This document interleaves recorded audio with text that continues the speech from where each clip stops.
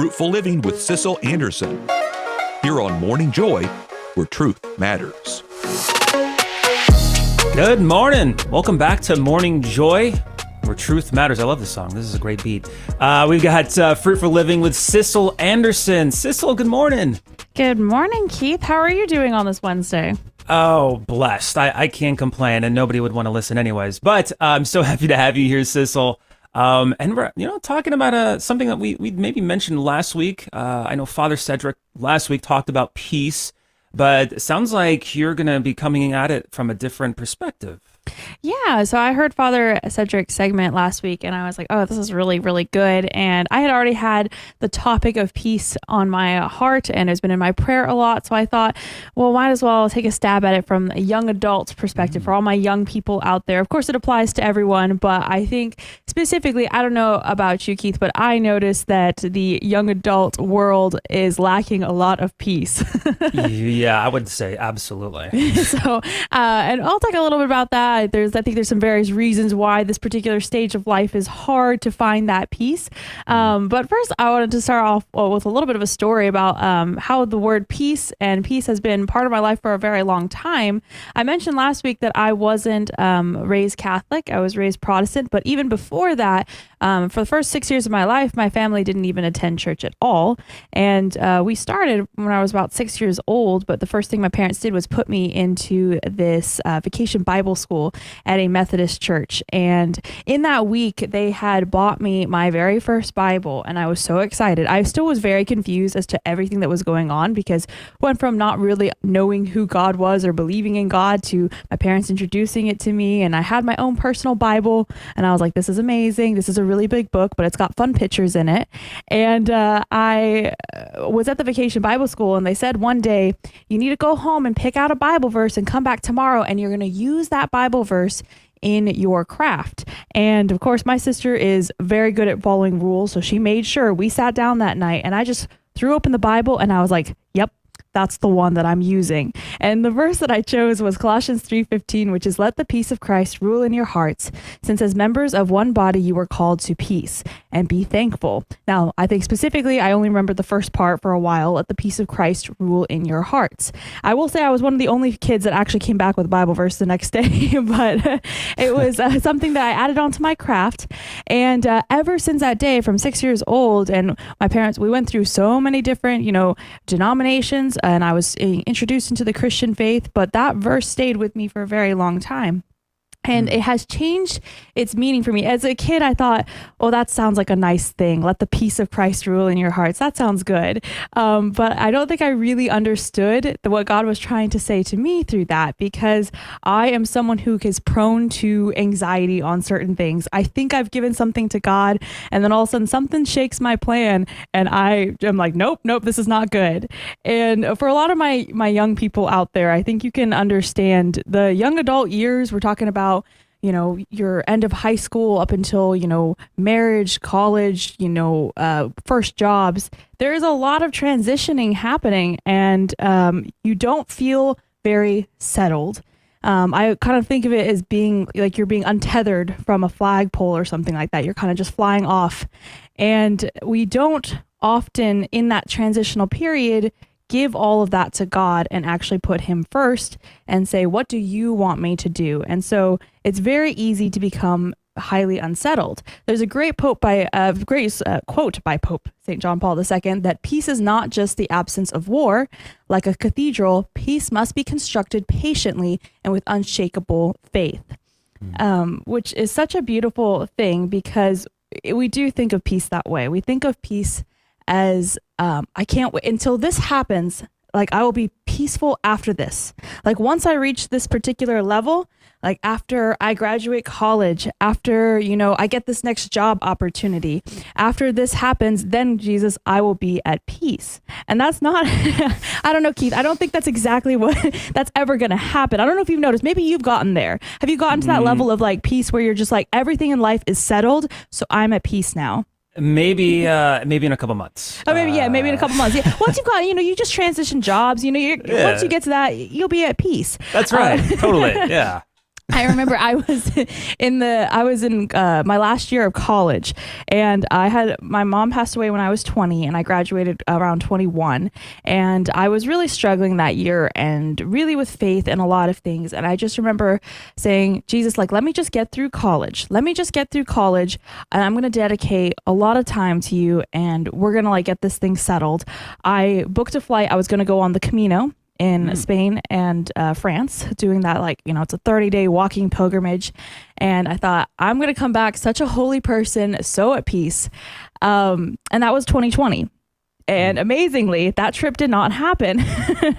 And I just remember thinking, Jesus, so you try to say that I got to fix all my problems here in my family, in my house right now? But yeah, that is what he is calling us to do. Outside of the church and in the young adult world, there is a lot of talk about, finding your inner peace. That's usually through some not great things like yoga and other meditations that are not meditating on God, is meditating on self.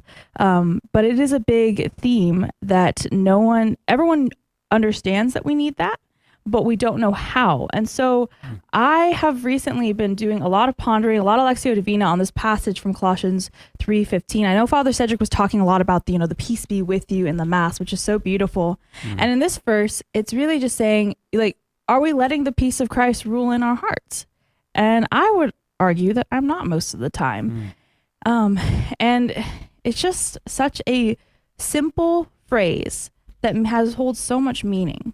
Let the peace of Christ rule in your hearts, and be thankful is the last part of it. And so I've been thinking a lot about, how does one do that? I'm curious, Keith, what do you think? Yeah, I was just thinking too, because I know personally my peace is constantly being disrupted in many directions, and probably all thanks to technology and my iPhone. And a lot of it is the news, right? Especially like, seems like there's always turmoil happening all over the world. But also on that note, as a millennial myself, I grew up analog, but then also digital. So I feel like I can somewhat deal with it and kind of disconnect.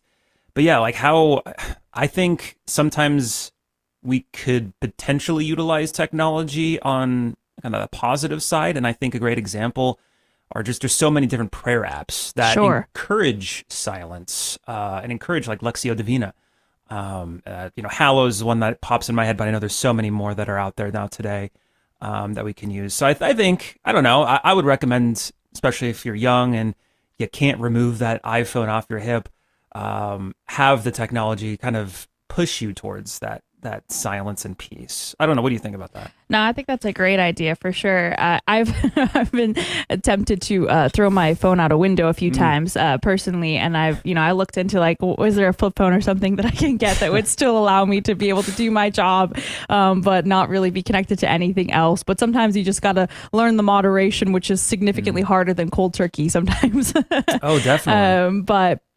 But yeah, there are going to be a lot of things that are going to constantly be rocking our lives, whether it's out in the world, like you're saying, like, maybe it's time to take a step back from the news and from other things like that. But even just, you can kind of close out things that are going on in the world, but it's even harder when it's something much closer to home, when it's something in your family, when it's something in your friend group, like you have a friend walks away from the faith, you have, disruption in your family. There's a lot of things that can just take away your peace.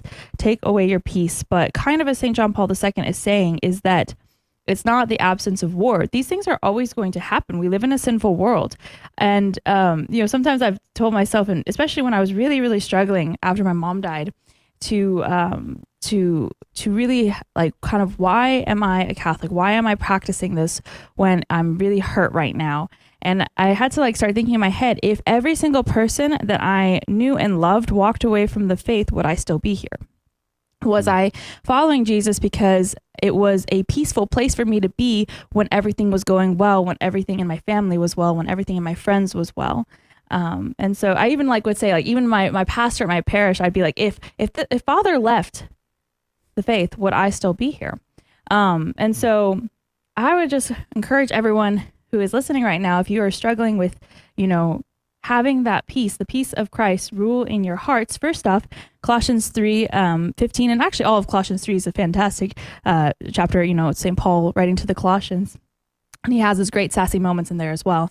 If you would like to do Lectio Divina on that. But also I learned this fantastic meditation from a local gentleman here in DFW for those times when you are recognizing that you are giving way to anxiety and not allowing God to rule that peace. There's another verse, be still and know that I am God. Very, very simple. But there's a meditation you can do where you say, be still and know that I am God, and say that over and over again. And then be still and know that I am. Be still and know that I am. Be still and know that be still and know that I am. You just kind of keep backing it up and then just be still and then be. And then you kind of just like go back and forth again. And that has been an extremely helpful tool for me to just remind myself in those moments when, and the world is, I'm letting things get to me. I'm trying to control things. And the second that something goes wrong and my faith is shaken, to remember that these things are always going to happen. There's always going to be waves against the rocks, but you got to cling to the rock, which is our church and our God, and everything will be okay. Yeah, that's so true. Wow, that's powerful. Be still and know. Wow. I'm thinking of many times where, in my youth, when maybe friends had, fallen away or stepped away from the faith, and I just, or whatever, issue, you just turn off my brain. Whether it's, streaming, playing video games, whatever. And that felt like peace at the time, but it wasn't true peace. Like you're saying, like it's only temporary. And I think sometimes, I'm guilty of it. We tend to think that is peace when we're not thinking about what's going on in our lives. But if we give it up to Jesus and be still, like you said, are we letting the Christ of peace rule in our hearts? Then we're truly not meeting that peace that we're meant to have. Yeah, we don't want to numb everything because Yes. Jesus weeps with us too when things go wrong. It's not that we can't be unhappy or sad at a circumstance or feel those emotions, but it's that we are not going to give way fully to that we're not going to despair and, just lose everything and all your confidence when that happens. Those things are going to happen and it's going to come out of nowhere and you're going to be all like icky. You're just like, oh my goodness, what is this going on right now? You're like, I just found my peace and now I'm just like shattered. And, but it's just that, feel those things with Jesus and, then let him do the rest. Awesome. Well, thank you so much, Sissel, for joining us and giving us a little bit of peace in mind there. So great. That's Fruitful Living with Sissel Anderson. Every single Wednesday here on our Morning Joy, where truth matters. We're going to take a quick break. Stay tuned. We've got some great stuff happening at the end, at the coming hour here. So do what you got to do. We'll see you on the other side of this break. Looking forward to it. See you then.